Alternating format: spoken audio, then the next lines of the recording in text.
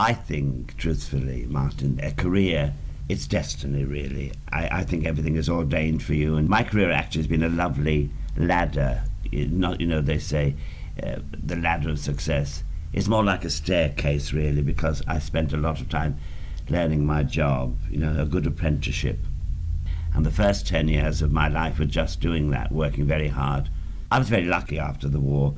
In just the London area alone, you could play for a year without moving out of London. There were so many music halls. Who were the early influences on your career then when you first got started? I loved Randolph Sutton. My mother, God rest her soul, used to take us, although we didn't have much money, we used to go every Monday to the Metropolitan Edgware Road and every Thursday to Chelsea Palace. And I used to see all the great stars of the day, the Max Millers, the Gracie Fields. And one man who used to always impress me was Randolph Sutton.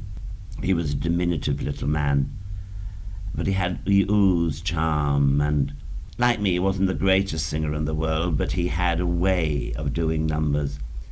And I used to love Mother Kelly's Doorstep, and that is why I really did it. And it sort of has become, like it was for him, my signature tune.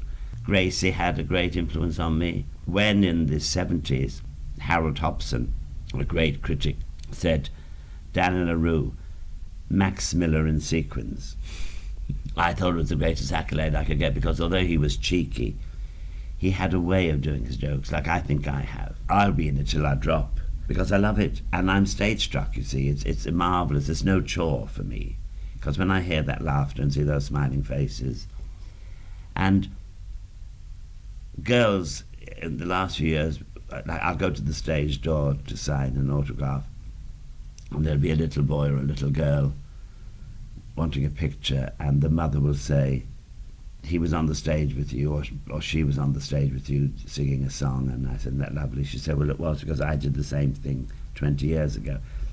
And you think, oh my God, I feel like Methuselah. But the nice thing is, I just love live entertainment. You get wonderful satisfaction.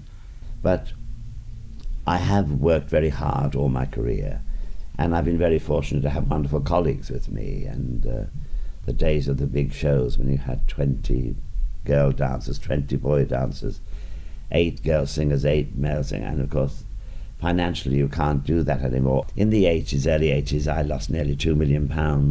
I didn't know I had £2 million to lose. And it caused a great deal of unhappiness, because when you lose money, somebody else loses it as well. But I then realised that money wasn't the be-all and end-all of life. I did as the song says, I picked myself up, I dusted myself down, and I started all over again.